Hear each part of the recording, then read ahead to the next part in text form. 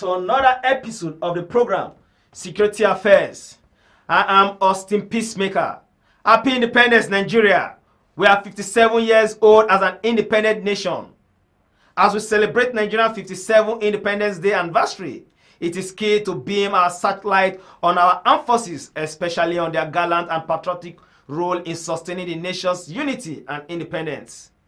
Let's go down the memory lane on that beautiful 1st October 1960 at the popular Tafawa Balewa Square in Lagos, when the old Union Jack flag was lowered for our green, white, green flag. Our founding fathers were driven by the patriotism for Nigeria's unity, freedom, peace, and security, among others. As Nigerian democratic process grows towards achieving the aspirations of our founding fathers, we must recognize the gallant and patriotic role played by Nigeria's armed forces, ensuring peace and security in the land. So today on Security Affairs, we are dedicating this episode to our armed forces, and we shall be looking at the change of guard special to mark Nigerian independence.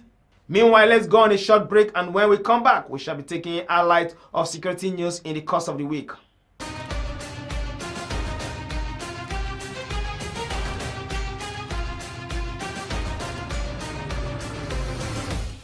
I am Major General John Enenche, Director Defense Information, Defense Headquarters.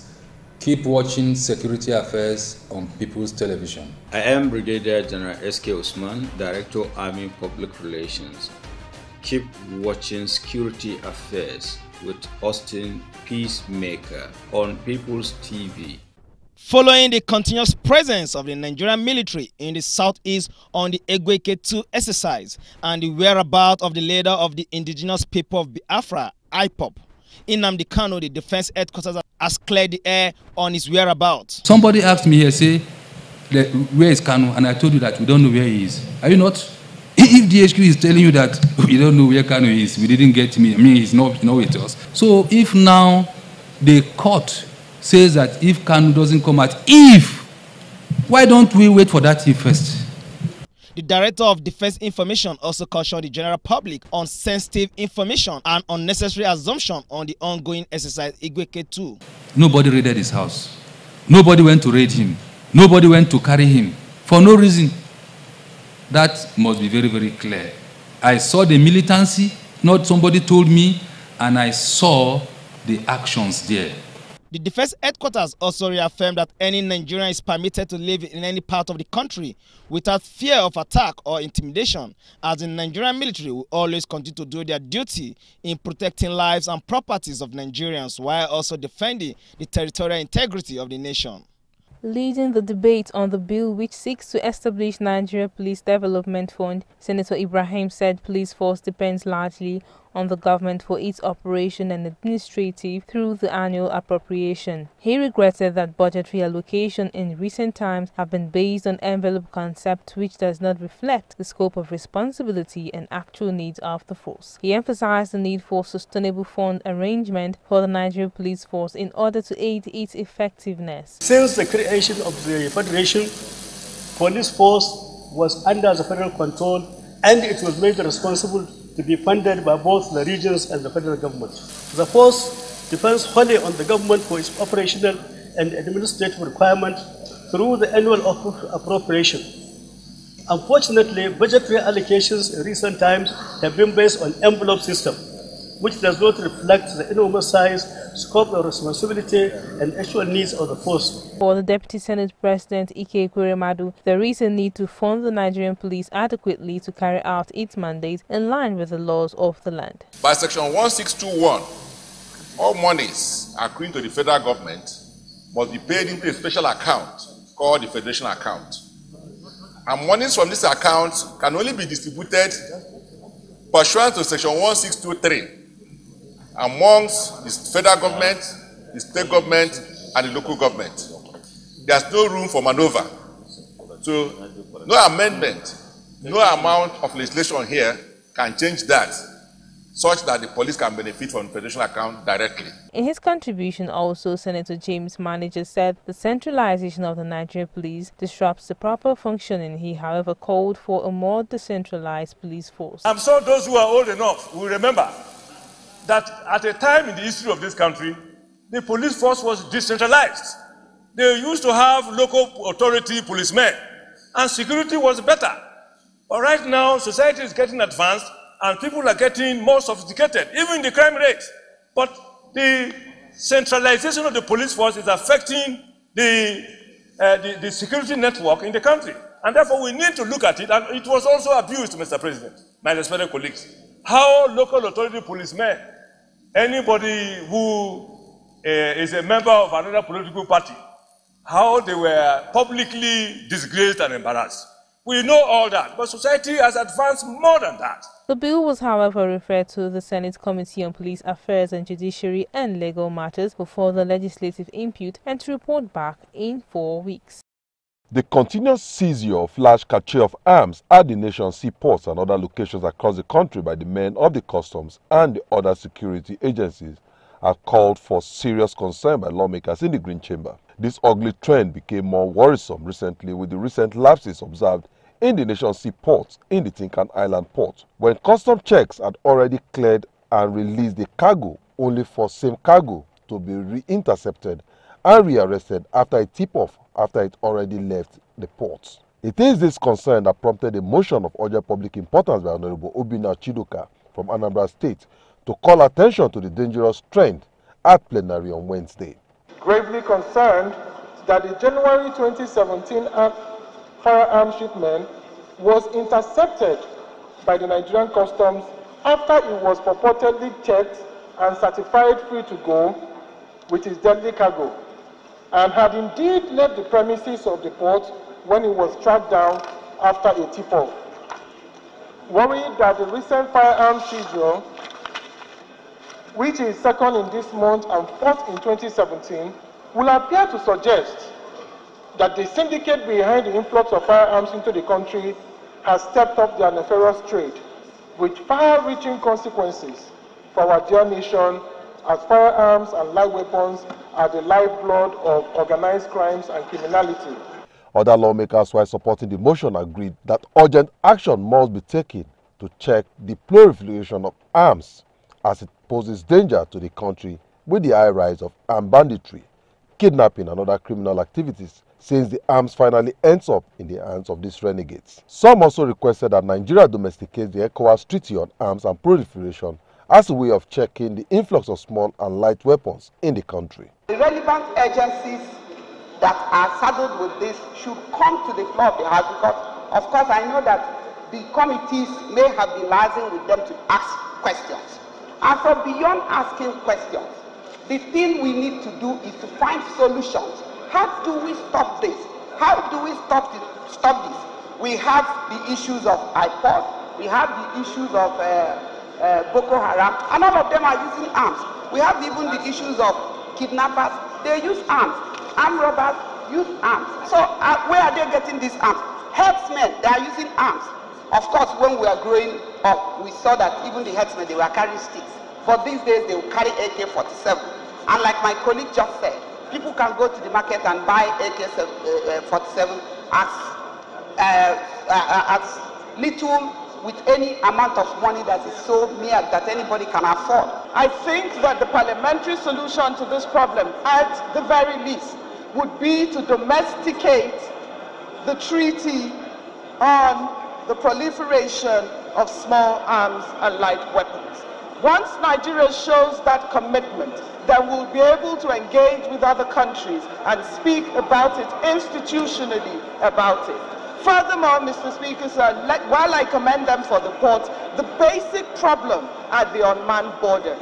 Many motions have come to the floor of this House about illegal routes out of Nigeria and the inability to man those routes. Weapons were recovered from criminal gangs, but up till today, nobody knows what or the whereabouts of these weapons, how many weapons have been recovered by government, where are these weapons kept, are they destroyed?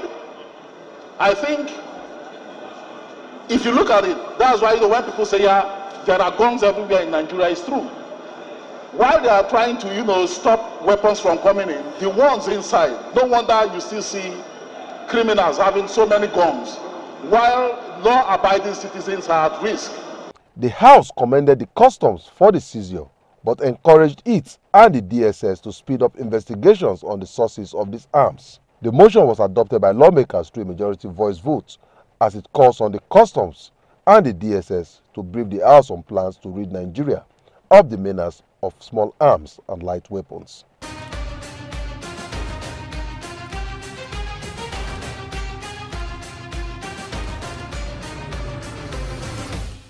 Those are the security news in the country in the course of the week. Stay put while we go on a short break.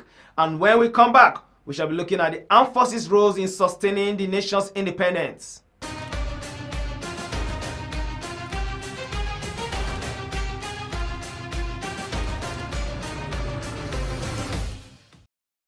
It was the eve of October 1st, 1960.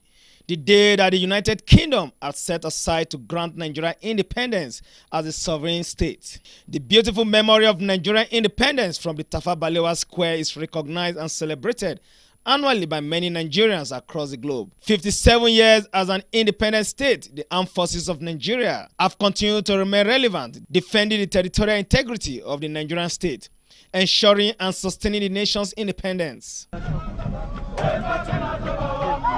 Nigerian armed forces, made up of the Army, Air Force, and the Navy, these three have continued to play selfless roles of combating internal and external threats in ensuring that peace and security reign within our borders. Our country's peace and security remains a priority. The international environment remains volatile, uncertain, complex, and ambiguous, while Nigeria's geostrategic influence is increasingly being threatened by non-state actors. Let me reassure all Nigerians that the Nigerian Air Force will continue to build capacity. We are highly committed to ensuring that we discharge our constitutional roles and will continue to meet our statutory responsibility of defending the territorial integrity of Nigeria. Your operations in supporting capacity against the various illegalities in the nation's maritime domain and participation in regional exercises have been invaluable in shaping the operational space of this much abused expanse. As the nation marks its 57 years of existence as an independent state, there is need for Nigerians to come to terms with the gallant roles the armed forces have played and playing in keeping the nation's democracy. Democracy has come to stay permanently in Nigeria. That is an assurance that we need to give to the general public of Nigeria. Several successes and victories of the armed forces in several operations included the ongoing war against insurgents in the northeast and other external and internal threats has truly reflected how gallant the nation's armed forces are and are making Nigeria proud. At 57, Nigerian Armed Forces operations with other security agencies across various parts of the country no doubt are helping in sustaining and maintaining the nation's independence. As a nation, it is important to come to appreciate these gallant men and officers who have chosen the path of defending their country at the expense of their life, yet never discouraged, but ever full of morale for the country.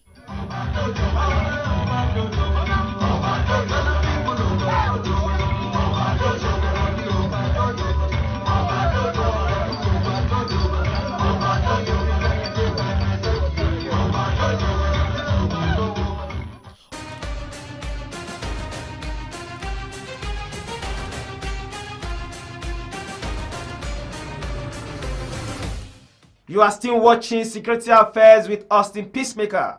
As I said earlier, today we shall be looking at the change of guard special to mark Nigeria's 57th independence. Stay put.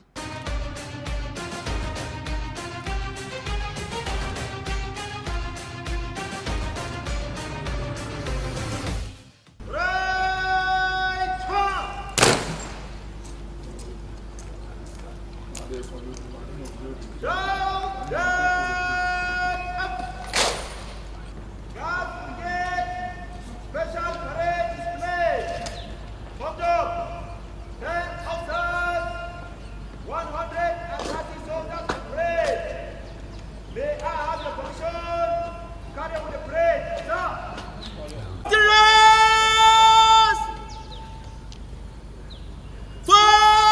out! Class! Orders! March!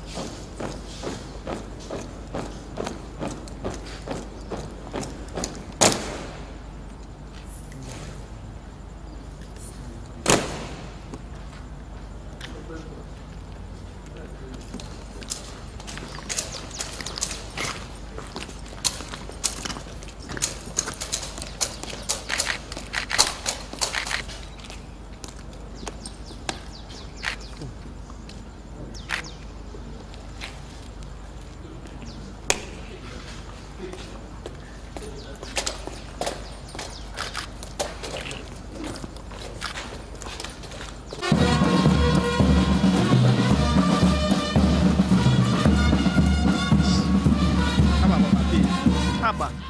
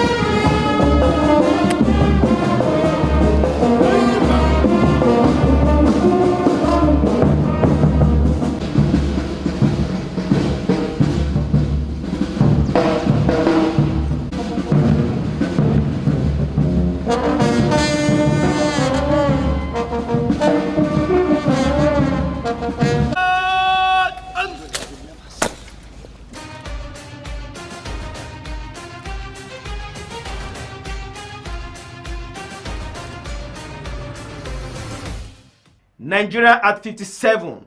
Those are the beautiful and colorful display and parade by the armed forces to mark Nigerian independence, known as Change of Guards. That is how we call it a wrap on this episode of the program Security Affairs. I am Austin Peacemaker. Stay out of trouble. Safety, they say, is first and always.